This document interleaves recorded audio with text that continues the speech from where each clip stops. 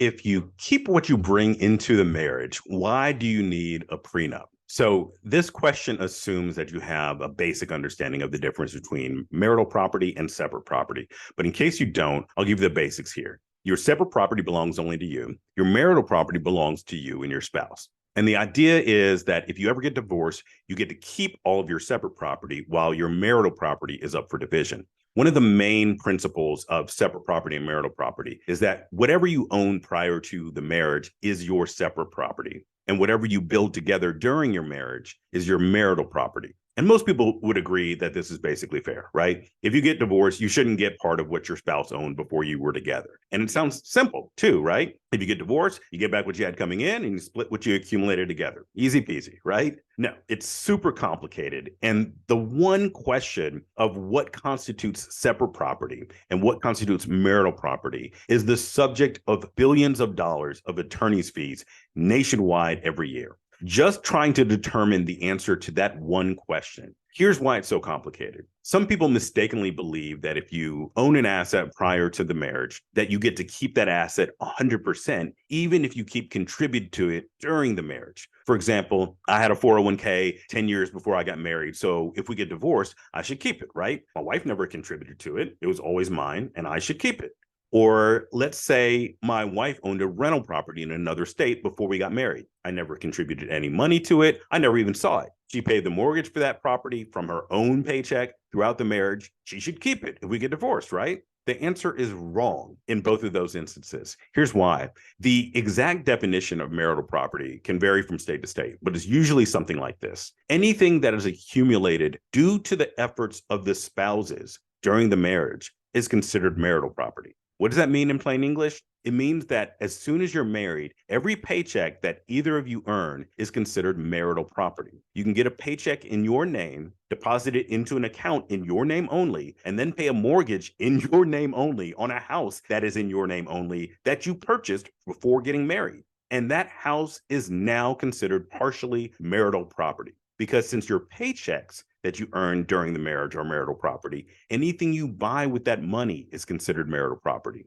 In other words, you've commingled what used to be your separate property, and now it's part separate, part marital property. And so many people think that they are keeping their premarital assets separate by keeping them titled in their own name and paying all the bills themselves. The reality is most people commingle all of their assets within a month of getting married. They get a paycheck. A little of it goes into the 401k. That 401k is now partly marital property. They pay their car note. Their car is now part marital. Their paycheck gets deposited into their own checking account. That's now commingled, along with everything that is bought with that checking account. Now has a portion of it that's considered marital. They put some of their pay into their brokerage account and buy some stocks. That's commingled. The way I explain it is this. It is very, very easy to accidentally convert something from separate property into marital property. And it's virtually impossible to change something from marital property back to separate property. And every single day of every single month of every single year, someone walks into their divorce lawyer's office thinking that they own the property in their name because they've been the only spouse paying for it for 5 years, 10 years, 20, 30 years. And then they find out that it's up for division. People have often based their entire financial relationship with their spouse on a division of funds that the legal system is going to completely ignore. And many spouses have said, well, certainly there's a formula that the courts use to determine what portion of the assets I own prior to the marriage are marital and what portions are separate, right? No. In most cases, once an asset is commingled, the court is going to assume that the entire asset is marital and up for division.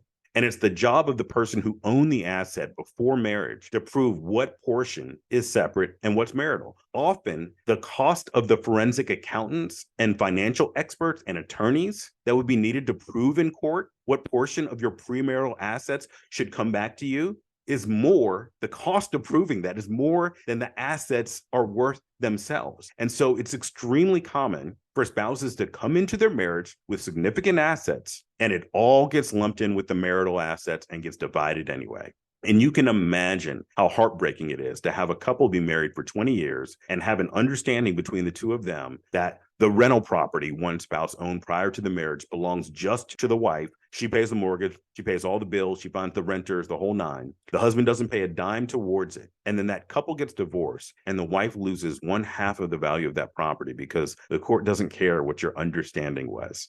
It doesn't have to be like this. A prenuptial agreement can lay out exactly how you'll treat any asset you come into your marriage with. You can set up a system that allows you to each contribute to the retirement accounts or the bank accounts or rental properties that you own prior to the marriage without accidentally turning them into marital property. And you can categorize the things that you want to be marital property, like your joint bank account or the house you live in that's titled in both spouses' names, as marital property. This kind of clarity helps couples during the marriage itself, too. You don't have to get divorced for a prenup to be beneficial in this way. And then you can follow these simple rules. You're responsible for the expenses of your rental property, and I'm responsible for the expenses associated with my car. And you can avoid the nightmare scenarios where couples treat their assets one way for decades, only to have the court ignore that and treat them totally different. You can nip any confusion in the bud regarding what belongs to whom by clearly laying out these kinds of simple rules at the beginning of your marriage. And you can do this fairly, openly, transparently in your prenuptial agreement, rather than rolling the dice and hoping you don't run into unintended consequences with the way you set up your finances with your spouse. If you want to learn more, come visit us at prenups.com.